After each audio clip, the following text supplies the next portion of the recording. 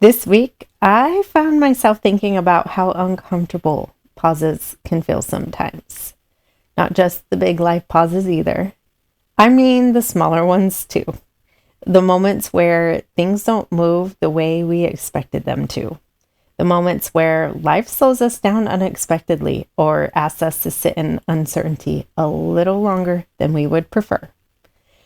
And I think over the years, life has slowly been teaching me how to soften with those moments more instead of immediately resisting them.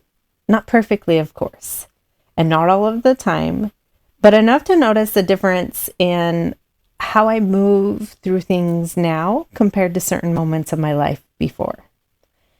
Because for a long time, I think I approached life always emotionally reaching for the next thing, the next answer, the next version of myself. Just hoping the next chapter would feel lighter or clearer or easier somehow.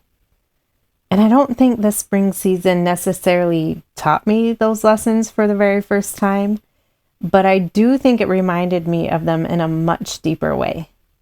It reminded me how important it is to stay present while life is actually happening. How easy it is to slip back into rushing ourselves emotionally without even realizing it.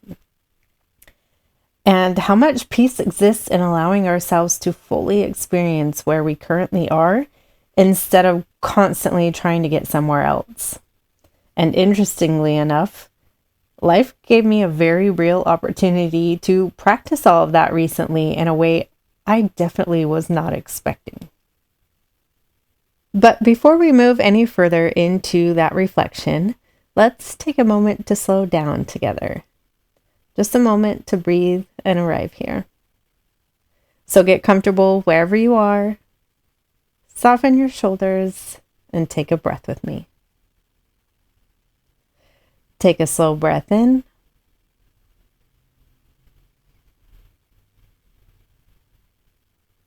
And gently let it out. Wherever you are, allow yourself to arrive and walk gently into this space with me. Welcome to Find Your Way2Vyb. Welcome everyone, I'm Amber and I'm really grateful you're here with me today.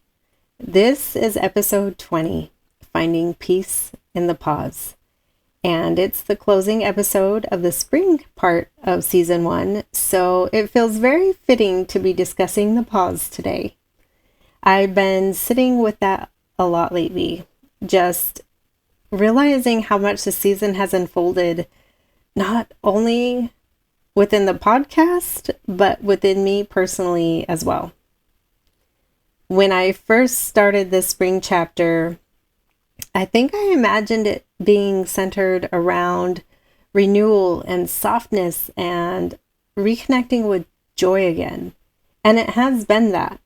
But I don't think I fully realized how much this season would end up teaching me even more about slowing down emotionally, letting go of control a little more, learning how to breathe through uncertainty instead of immediately reacting to it, and learning how to stop rushing myself through life all the time. At first, I thought this episode was simply going to close out the spring season where I would recap what we've discussed, share a few more experiences, and then introduce the summer series. But life has a funny way of placing experiences in front of us at exactly the right moment if we're willing to pay attention to them. And the more I reflected on all of this afterward, the more I realized how much it mirrored things life has been teaching me within myself for a long time now. Patience and adaptability, learning how to soften a little in moments I cannot control instead of immediately resisting them. Learning how to stay connected to myself even when life feels uncertain or unexpected. And in a lot of ways, that feels like a perfect conversation to close out this spring chapter together. Because after this episode, the podcast is going to take a short pause before returning on June 21st for the summer part of season 1. And I can already feel the energy of that next season beginning to shift. Spring felt softer for me, more reflective, and more playful in a healing kind of way. It was more about slowing down long enough to reconnect with myself again. But being on the brink of summer, it feels different already.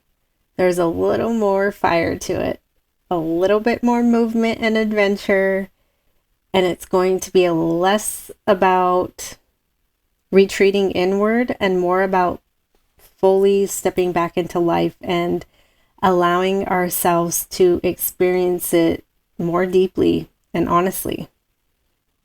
It's still going to be grounded and reflective, but maybe a little bolder too.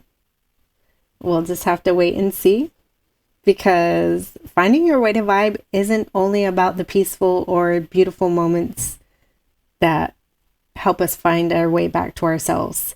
It's also about finding yourself through the moments that challenge you, the moments that make you angry, the moments that make you sad, the moments where you feel disconnected from yourself for a while. Those moments are part of the journey too. They help shape us and they teach us. And sometimes they're the very moments that slowly guide us back to ourselves in a deeper and more honest way than before. And I think that's part of what makes this next season feel exciting for me. Not knowing exactly how it's all going to unfold, but trusting that there's something meaningful waiting for us within it anyway. So I'm really looking forward to stepping into that together. It's actually been a little while since I've shared a How I Found My Way to Vibe this week segment. And as I was putting this episode together and after what I experienced, it felt like the right time to bring it back for the closing of the spring season. Because this season has really been centered around slowing down enough to notice the moments that ground us again. The moments that remind us to breathe a little deeper, soften a little more, and to stay connected to ourselves while life is unfolding around us. And recently, life gave me one of those moments in a way I definitely wasn't expecting, and that literally grounded me. So I took a little weekend getaway, and somewhere during that trip, I found myself reflecting on what finding your way to vibe has looked like for me lately. And the more time I spent away from my normal routine, the more I realized how much I needed that reset. Not because life has felt heavy lately, actually quite the opposite. In a lot of ways, I've been feeling a lot lighter recently and more connected to myself again. I just feel more grounded emotionally. But I think after the constant movement of these past few months, I needed a moment to slow down from always being in motion. And I don't even think I realized how rushed I had started to feel internally until I stepped away from my routine for a few days. There was just something really calming about simply existing without constantly thinking ahead or needing to be somewhere. I was walking slower and just enjoying my time on our porch swing, watching the many personalities of the sky before me, just looking around more and actually taking those moments in instead of immediately moving on to the next thing. I think one evening we sat on the swing porch for like 3 hours just watching the sky because there were thunderstorms and the clouds moving and taking different shapes. It was incredible. And I really miss witnessing that because I haven't witnessed a lightning and thunderstorm for many years. So it was really wonderful to just decompress on a porch swing for a few hours. And while I was away, I kept thinking about the beginning of this podcast journey and the idea of finding my way to vibe. I don't think finding your way back to yourself is some big breakthrough moment. I think it's much more of a steady walk forward, a series of small moments where you slowly reconnect with yourself again. Moments where you breathe deeper and you react differently. Moments where life starts to feel softer because you're softer with yourself. And I think finding my way to vibe lately has looked like learning how to be present with myself again. Learning how to slow down enough to hear my own thoughts clearly. And learning that peace doesn't always come from fixing everything around you, but sometimes from softening your grip on things you were never fully meant to control in the first place. And interestingly enough, life gave me a pretty immediate opportunity to practice exactly that on my way home from this little getaway. It was on my connecting flight that was literally grounded because my flight ended up getting canceled after several delays, and then Southwest deciding that another flight was going to take the plane that I was supposed to be on. And so, yeah, the ultimate result ended with the flight being canceled and me being oblivious to it all in many ways because I've never dealt with that before. And if you've ever been stuck in an airport during cancellations, which this was my first time, then you already know how quickly the entire energy of the space changes. People immediately go into panic mode. Everyone's exhausted and overwhelmed, frustrated, and just trying to figure out what's happening next, trying to get to their destination and trying to regain some sense of control over a situation nobody actually has any control over. And in this case, we were grounded because of extremely high winds.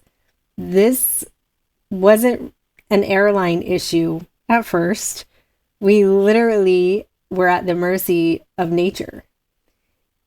And I just stood back watching all of it unfold. And I remember thinking, there is absolutely nothing any of us can do to change this.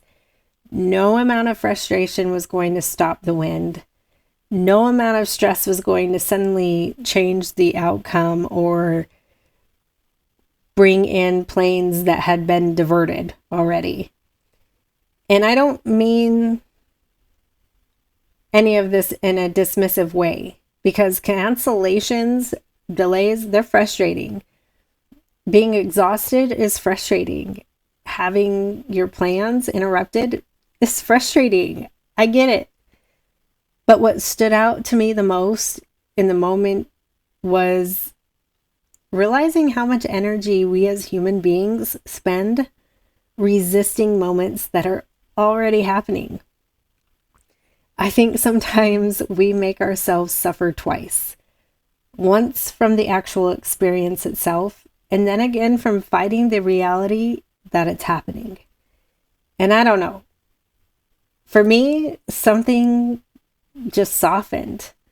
And instead of immediately reacting with frustration, I found myself sitting back and observing everything much differently. As everything was happening, I watched people cry out in frustration for the entire gate to hear. I think it was just about everybody with the exception of myself and maybe a handful of others. And it was very audible, very noticeable, a lot of swear words, a lot of anger and rushing.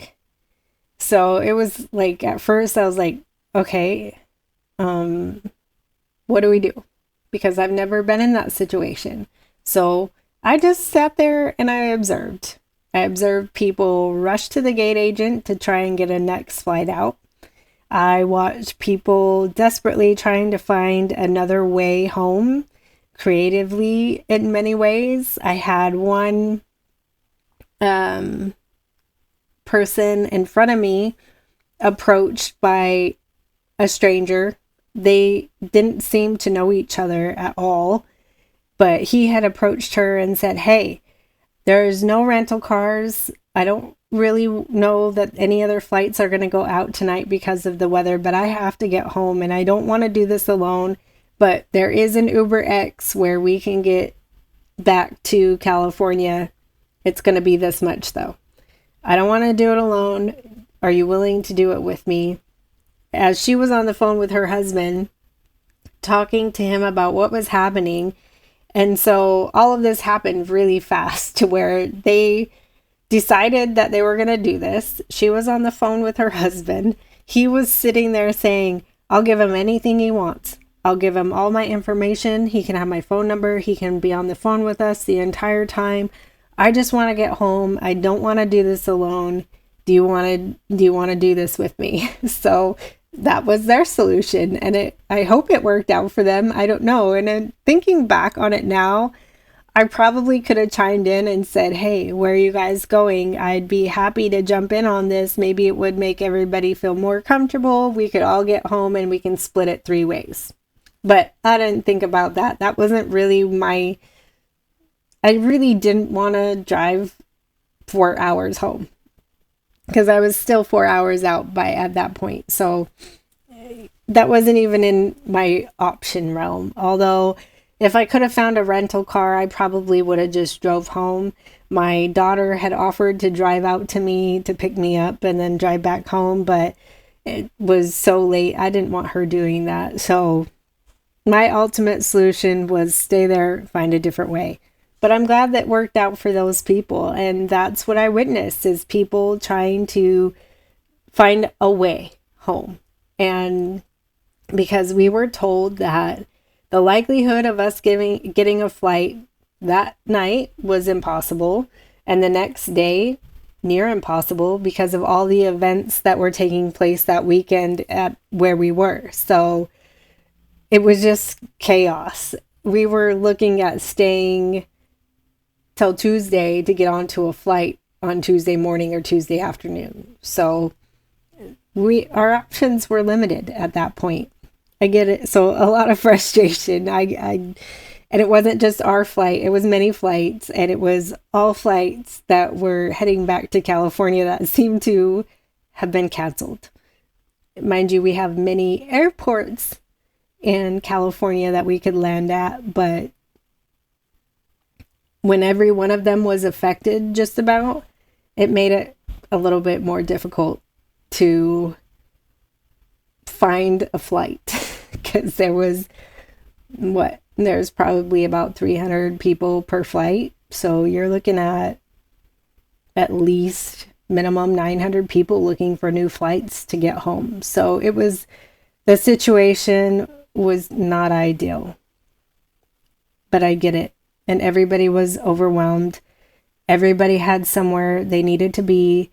Everybody was carrying their own stress into that moment. But what really stayed with me was watching people completely lose it on the gate agents as well. People who had no control over the weather or the situation either. And there was one moment that really stuck with me where the lady in front of me, she was so overwhelmed and so upset that she was yelling at the gate agent saying, "What? So I'm just supposed to live at the airport now? What am I supposed to do? I don't have all the things. My bag's on the blah, blah." Like, she just kept going on. And I get it. I understood her frustration. But I also remember looking at the gate agents and realizing that they looked emotionally exhausted too. The energy in the entire space was just heavy. And it was hard. It was hard to take in and remain calm and remain steady in my own energy and not absorb all this craziness that was happening around me. But I told myself that this was not in my control, and I was not going to put myself in a position where I would feel the anxiety or the frustration about it. I was just going to move and flow with it as best as I could. And when it finally became my turn at the counter, I walked up and I said something along the lines of, "Hey there, I'm really sorry you're dealing with all of this tonight. I really hope things calm down for you soon so you can have a more peaceful shift tonight." And I was a little shocked by the response I got back, because she immediately snapped at me and just was like, "What do you need?" And for a second, I could feel myself wanting to react to the energy being thrown at me. Of course, I could have easily flipped the other way because of what I was surrounded by. But instead, I just calmly explained that I had found another flight home on a different airline, and I simply wanted to make sure that I wasn't booked on any other flights on the Southwest flights, because I didn't want my ticket situation floating around unresolved when it could have been given to somebody else, because everything that I read online was that Southwest would automatically book you on another flight. And so I was simply trying to make sure that I didn't have a ticket that could go to somebody else. And I immediately got hit with, "Well, then you don't need my help. What do you want? I can't give you back any money." And I was like, "I'm not worried about the money that I'd be receiving back. I just want to make sure that I'm not on a flight and that's stopping somebody else to be on it. And I need to know about my bag." And she was like, "Well, you're not getting a reimbursement." And I was like, "I'm not asking about a reimbursement right now. I'm asking about making sure I don't have a ticket and trying to understand what's going to happen to my bag."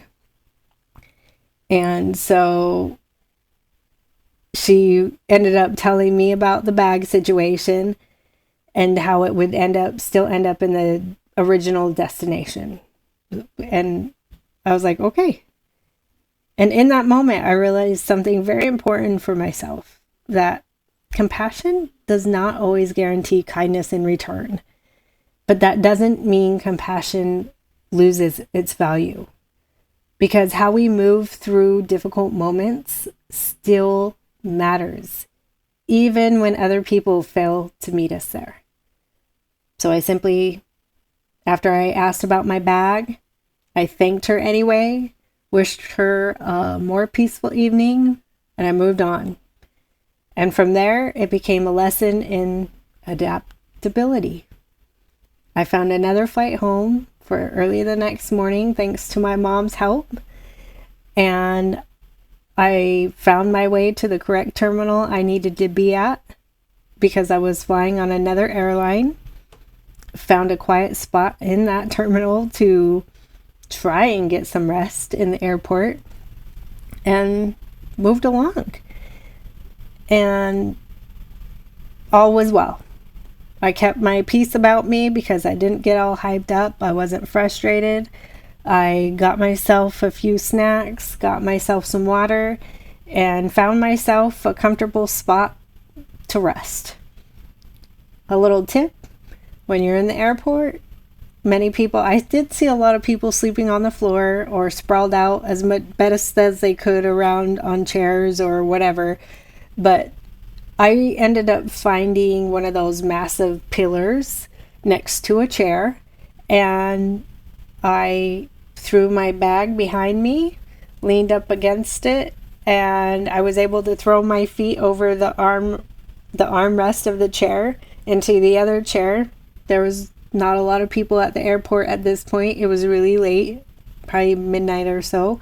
So there wasn't a lot of people, and I felt comfortable doing that. So I threw my feet over the the armrest and got comfortable and tried to get a little bit of rest, which was near impossible, but it worked. I was comfortable and I was able to stretch my legs out, prop them up a little bit because they were swollen. I've been sitting on a plane or standing all day. I had walked 7 miles around this airport trying to figure everything out. So I just wanted to be comfortable for the night and eventually get home. So that's what I did.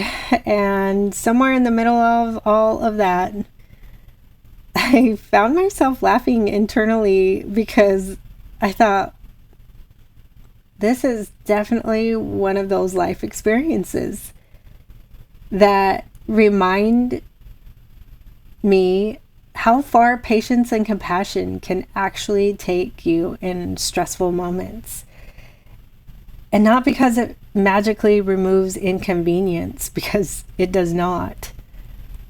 The situation was still frustrating. I was still exhausted, and I still had emotions throughout the process.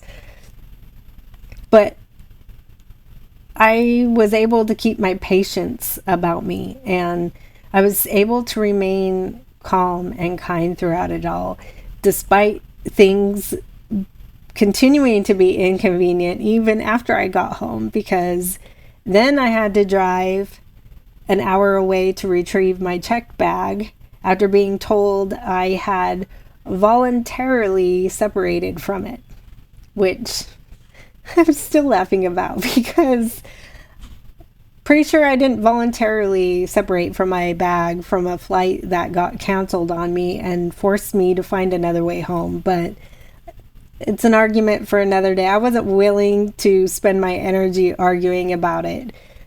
And I wasn't going to allow the situation to completely take control of me emotionally. So I think that's the difference, because we can't always control what happens to us, but we do have control over the experience we create around it than we sometimes realize. And that doesn't mean suppressing emotions or pretending everything is fine when it isn't. It just means pausing long enough not to let emotions completely drive the experience. And I think that's something the season of life has been teaching me a lot lately. To pause first, to breathe first, and observe first. Then respond. Not every difficult moment deserves immediate emotional chaos. And at the same time, I also think there's an important balance there too, because while I chose patience and compassion throughout the experience, I also wasn't going to allow myself to simply be dismissed or taken advantage of either. So yes, I absolutely submitted for compensation afterward, because the situation had shifted from simply weather into mishandling and lack of communication and tact. Many of the gate agents lack tact in that situation, and I think that's something that Southwest can work on a little bit. You would think that customer service reps would be trained in how to better handle those kind of situations, and I was highly shocked by the behavior. But I think that's also another lesson life keeps teaching me, is that I can move through life with kindness and compassion while still standing up for myself. Those things can coexist, no matter what. I can remain grounded while still advocating for myself. I can choose peace without abandoning myself in the process, despite how I've been treated. And honestly, that may have been one of the biggest realizations I took away from this entire experience. So that's how I found my way to vibe this week. It didn't end with the greatest experience, but it was a reminder of how far I've come. And I needed that. I needed to see how much I've grown in situations like that, because not too long ago, I probably wouldn't have remained as calm as I did in that situation, especially never experiencing it before, because like I had mentioned, that was the first time I've had a canceled flight. So I was going into it blindly. I had no idea what the process was, and now I do. I have a few knowledge nuggets embedded in my brain in case this ever happens again. But it was a good reminder of how far I've come, and I really appreciated that despite the inconvenience of it all. So, yeah, another way to find your way to vibe, right? After everything settled down and I finally made it home, I kept thinking about how uncomfortable pauses can feel for us as human beings. Not just big life pauses either. Even small ones seem to unsettle us sometimes. A delayed plan, waiting for answers, not knowing what's next, feeling like life is temporarily standing still while everybody else seems to keep moving. There's almost this instinct to immediately try to fix the discomfort somehow, to solve it and rush through it, or try to control it and understand it. Anything except simply sit in it for what it is. And I think over time, I've started realizing how exhausting that can become emotionally, because life naturally moves through uncertain seasons. It always has. But I think a lot of us unknowingly spend years trying to emotionally outrun uncertainty instead of learning how to move with it. I know I've done that at different points in my life, trying to plan everything perfectly, trying to prepare for every possible outcome, or trying to stay 10 steps ahead emotionally, because somewhere deep down it created this illusion of safety. Like, if I could just anticipate enough, maybe life wouldn't catch me off guard. But life doesn't really work that way, does it? No matter how much we plan, there are still going to be moments that humble us, because plans change, people change, life changes. Sometimes things fall apart without warning, and sometimes beautiful things happen unexpectedly too. And I think the older that I get, the more I'm realizing peace has a lot less to do with controlling life and a lot more to do with trusting yourself, especially through the parts you cannot control. That's a very different kind of safety, because control says, if everything goes according to plan, then I'll be okay. But self-trust says, even if things don't go according to plan, I'll still find my way through it. And I think that changes the way you move through life. At least it has for me. And it hasn't been overnight. I think really this has been a much slower unfolding over the years for me. Through motherhood, through my healing, through the difficult seasons that I've experienced, through moments where life forced me to adapt, whether I felt ready or not. Because when you're raising children especially, you realize very quickly that life rarely unfolds in neat, controlled ways. There are moments where you're exhausted, but still showing up. Moments where you have no clear roadmap, and moments where things don't go according to plan, and you still have to steady yourself emotionally enough to keep moving forward anyway. And I think somewhere in all of that, life slowly started teaching me adaptability and the ability to flow. Not the kind that looks strong and polished from the outside, just this quiet adaptability. The kind where you learn how to breathe through uncertainty instead of immediately panicking every time life shifts unexpectedly. And healing teaches us that too, I think, because healing is rarely this straight, clean line forward the way we want it to be.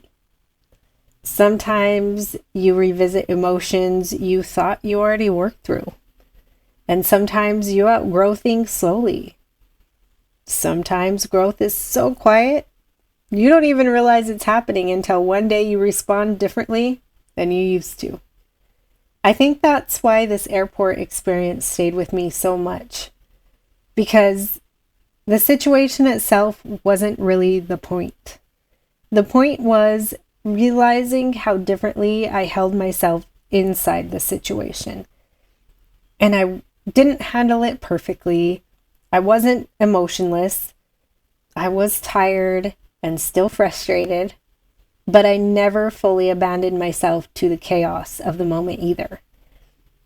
And that felt important for me because I think for a long time, peace felt like something I would eventually arrive at someday after life settled down enough, or after things made sense enough, after I healed enough, or after I figured enough out. But life keeps reminding me that peace doesn't only exist on the other side of uncertainty. Sometimes it exists right in the middle of it too. It's in the pause and in the waiting, in the unexpected detours, and in the moments where life asks us to slow down instead of forcing our way forward. And maybe that's a part of what this entire spring season has been teaching me. How to stop treating every slower season like a problem that needs to be solved immediately. How to stop emotionally postponing my life until everything feels perfectly aligned. Because the truth is, life is always changing. There will always be another unknown, or another transition, another season of life unfolding. And I don't want to spend my whole life waiting to finally arrive somewhere before allowing myself to feel present while I'm here. I want to experience my life while it's happening, even the uncertain parts and the inconvenient parts, even the seasons where growth is happening quietly underneath the surface before anything visibly blooms yet. Because nature moves that way too. Nothing blooms all year. Some seasons are loud and expansive. Others are slower and quieter. But that doesn't mean nothing is happening. And I think human beings are meant to move through life that way too. Not constantly forcing or rushing, just learning how to stay connected to ourselves while life unfolds naturally around us. And maybe that's really what living the season you're in means. Not needing to have every answer yet. Not forcing yourself to become someone entirely different overnight. Just learning how to be present enough to meet yourself where you already are. Before we close today's episode, I just really want to take a moment to go down the trail of gratitude and to say thank you to everyone who has spent this spring season with me and supported me. Thank you for being here. Whether you've listened to every single episode, shared the podcast with someone you love, sent messages about your own healing journeys, or simply sat quietly with these conversations during moments where you needed them most. Thank you. There's something really beautiful about realizing none of us are navigating life completely alone. And honestly, I think this season has made me appreciate the quieter parts of life so much more than I already did. And it's not the big, huge milestone moments, but more of the simple, little things.